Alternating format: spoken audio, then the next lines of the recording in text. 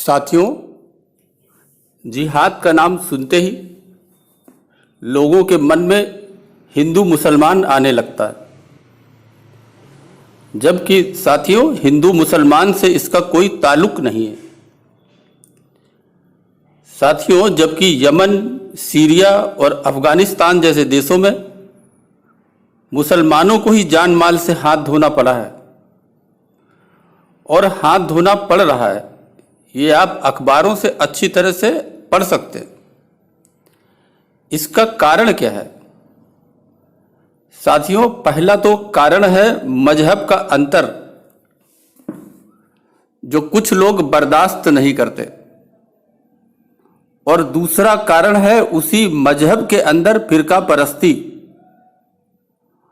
और हर फिरका पूरी दुनिया में अपने झंडे का शासन अपनी कुरान और अपने हदीसों के अनुसार चाहता है। इसीलिए साथियों, उसी मजहब के अंदर दूसरे फिरके का कत्लेआम और अपने फिरके का इस्लामीकरण, दुनिया में अपने इस्लामिक फिरके का शासन। साथियों, भारत में भी यही प्रयास 7वीं सदी से चलता आ रहा है। मुगलों के समय इसको ज्यादा बल मिला और ये मुगलों के समय भी होता रहा, आज भी होता है। लेकिन साथियों, भारत में ये कभी सफल नहीं हो पाए। भारत में सदियों से शिया, सुन्नी, अहमदिया, सूफी ये सब मिलकर हिंदुओं के साथ रहते रहे। कुछ मुट्ठी भर लोग विदेशी इस्लामिक देशों के साजिश का हिस्सा बनकर भारत में इस्लामीकरण का खेल खेलने का प्रयास करते रहे। इतिहास में गैर इस्लामिक देशों का इस्लामीकरण इसी तरह से हुआ है। और साथियों, अगर आप भारत में देखें तो 1947 में जब भारत का विभाजन हुआ और एक अलग टुकड़ा पाकिस्तान बना, तो जो धूर्त लोग थे उन्होंने जबरदस्ती पहले तो पाकिस्तान बनवाया, और जिन लोगों ने अपनी धूर्तता से पाकिस्तान का निर्माण किया, उनमें से कुछ धूर्त साजिशन भारत में ही रुक गए, पाकिस्तान नहीं गए। यह एक सोची समझी साजिश और सोची समझी चाल थी। मतलब पाकिस्तान भी बनवा लिया, लेकिन भारत में अपना पुराना कब्जा नहीं छोड़ा, क्योंकि शायद इनके मन में था कि कभी न कभी दूसरी बार इस खेल को फिर से चालू किया जाएगा। और वही धूर्त हैं जो भारत में रहकर यहां बवाल मचाते रहते हैं। साथियों, आप पड़ोसी देश अफगानिस्तान की खबरें अखबार में आप प्रतिदिन पढ़ते होंगे। जब तक अफगानिस्तान एक हिंदू देश रहा, वहां सभी मजहब के लोग, सभी धर्मों के लोग शांति से रहते रहे। लेकिन जब से इसका इस्लामीकरण हुआ, ये मुस्लिम देश बना, फिरका परस्ती ने उसे बर्बाद करने में कोई कोर कसर बाकी नहीं रखी, और वो लगातार बर्बाद करने की ये जो साजिश है, ये लगातार चल रही है।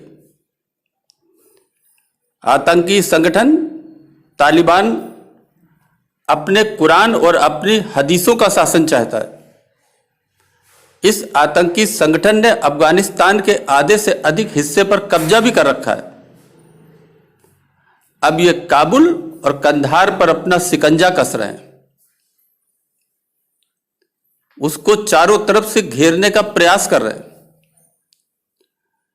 साथियों, इन तालिबानी आतंकवादियों को इसी फिरके के जो मुस्लिम देश हैं, वहां से इनको पूरी मदद मिलती है, वहीं से इनको हथियार मिलता है, पैसा मिलता है, क्योंकि आखिर इतने आधुनिक हथियार और पैसा इनके पास आता कहां से है?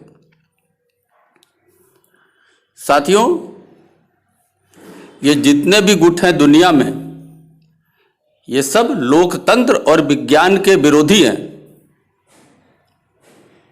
इनकी सीमा कुरान, हदीस और सुन्नत से शुरू होती है और 5 वक्त की नमाज में समाप्त हो जाती है। इनका संविधान इनका अपना कुरान और 7वीं सदी की कबीलाई सभ्यता है।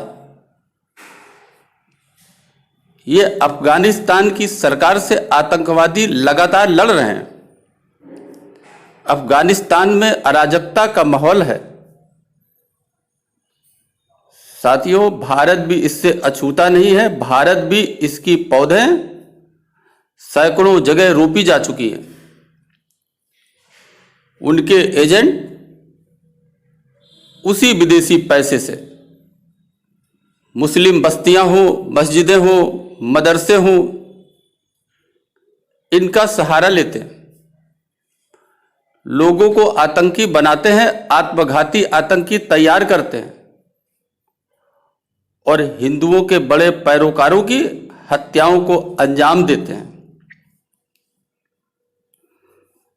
साथियों, एक सवाल अक्सर उठाया जाता है कि आतंक का कोई धर्म नहीं होता। साथियों, ये सबसे बड़ा झूठ है और इसी झूठ को मान लेने के कारण आज ये दुनिया की दुर्दशा हुई है।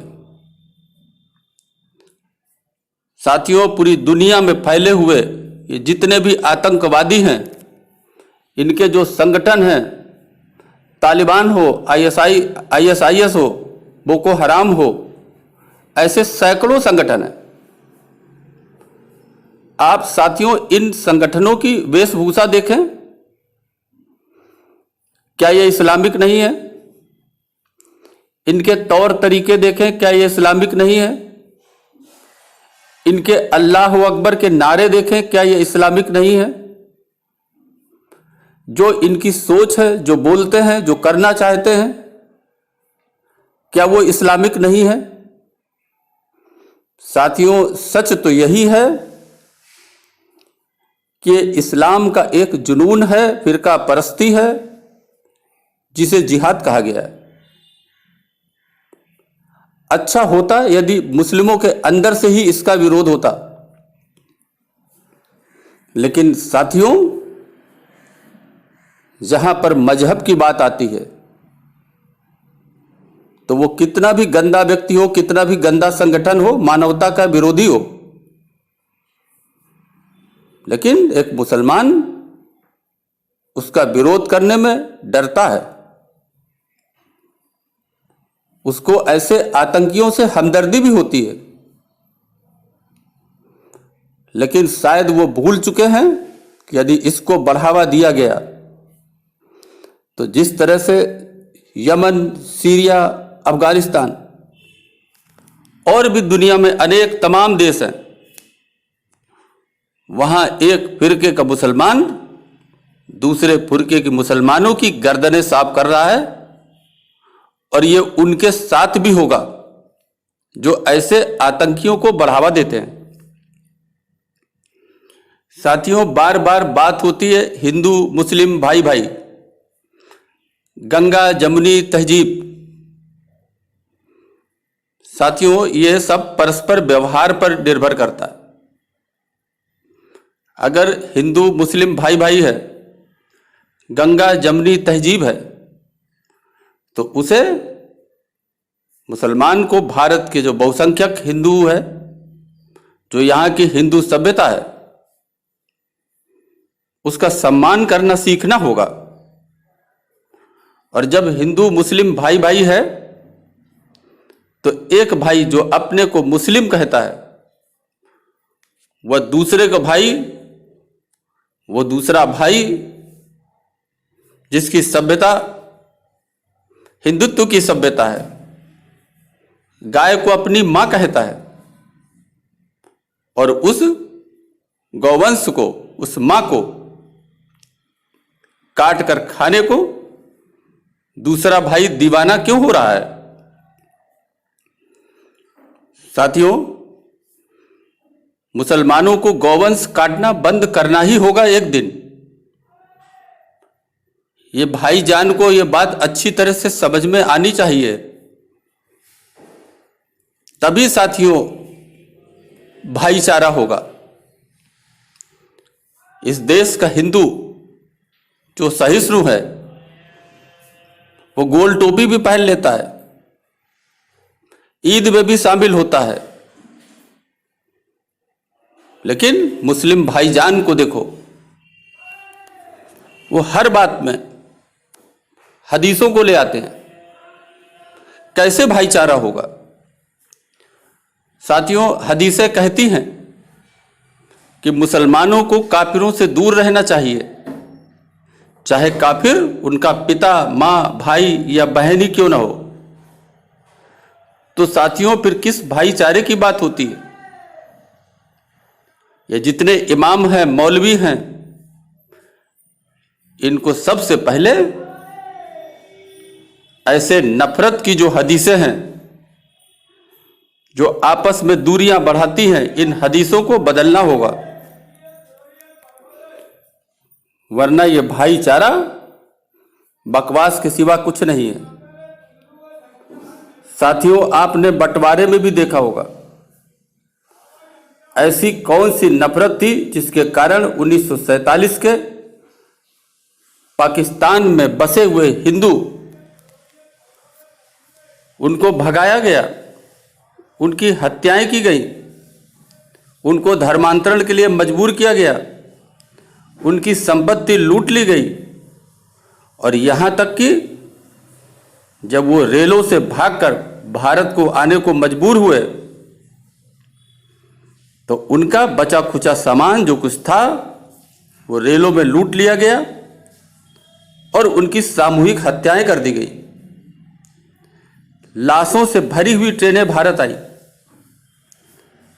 जबकि भारत से जो मुस्लिम पाकिस्तान गए, क्योंकि वो इस्लामिक देश में रहना चाहते थे, हदीसों के कानून में रहना चाहते थे, कुरान के कानून में रहना चाहते थे। उनके साथ भारत में ऐसा कुछ नहीं हुआ। साथियों, जिस समय 1947 के पहले पाकिस्तान बनने की बात थी, तो जिन लोगों ने साम दाम दंड भेद, दंगा, हत्या, लूट, इन तमाम बातों से दबाव बनाकर पाकिस्तान बनाने को मजबूर किया, वो पाकिस्तान के समर्थक थे। वो हिंदुओं के देश से एक टुकड़ा अपना अलग चाहते थे, और वो टुकड़ा उन्हें पाकिस्तान के रूप में मिला भी। लेकिन वही लोग, उनमें से कुछ लोग पाकिस्तान नहीं गए, और ऐसा 24 घंटे के अंदर हुआ। पाकिस्तान के निर्माण की घोषणा होते ही ऐसे कुछ लोगों ने अपनी विचारधारा बदल दी, भारत में ही रुक गए। ऐसा अचानक 24 घंटे में क्या हुआ जो अपने पाकिस्तान जानने के बजाय उन्होंने भारत में रहना उचित समझा। साथियों, यह एक साजिश थी, और जिस साजिश के तहत वो भारत में रुके, आज वही साजिश को अंजाम दे रहे हैं। क्योंकि उन्होंने सोच रखा था कि एक दिन आएगा जब हम फिर से भारत के टुकड़े कर पाएंगे। साथियों, आपने देखा होगा कि मुसलमानों में आज भी निकाह, तलाक और मुआवजा के वही नियम लागू हैं जो 7वीं सदी के अरब के कबीलों के नियम थे। आज 21वीं सदी में वो सारे नियम अब व्यवहारिक हो चुके हैं। आज दुनिया पूरी तरह से बदल चुकी है, लेकिन वो कठबुल्ले उसी स्थिति में रहना चाहते हैं जिस स्थिति में 7वीं सदी में थे। साथियों, तालिबानी, ISIS, बोको हराम जैसे हथकंडे भारत में भी अपनाए जा रहे हैं। आप देखते होंगे, अखबारों में पढ़ते होंगे। अगर आप देखें तो पूरे भारत में 100 से अधिक पनाहगाह बने हुए हैं, जहां आते हैं, रुकते हैं, अपनी योजनाएं बनाते हैं।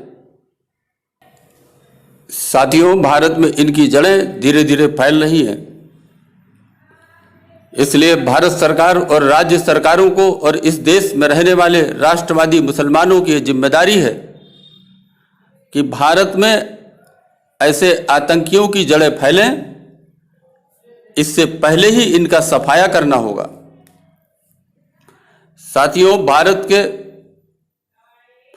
मुस्लिमों से यदि पाकिस्तानी मुस्लिमों को अगर ज़्यादा लगाव है, भारत से पाकिस्तानी मुस्लिमों को अगर ज़्यादा लगाव है, भारत की नागरिकता वो दोबारा चाहते हैं, तो पाकिस्तान का भारत में विलय कर लेना चाहिए।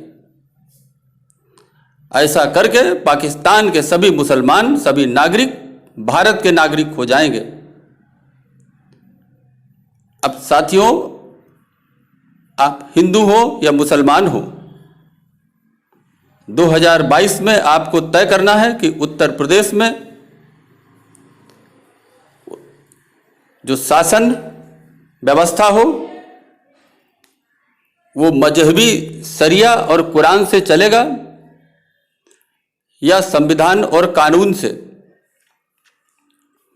साथियों, आप किसी भी दल को वोट दें, लेकिन ऐसे दल को वोट दें जो भले ही समाजवादी न हो, जातिवादी न हो, फिरका परस्त न हो, परिवारवादी न हो, लेकिन राष्ट्रवादी अवश्य हो। साथियों, अभी के लिए बस इतना ही। धन्यवाद।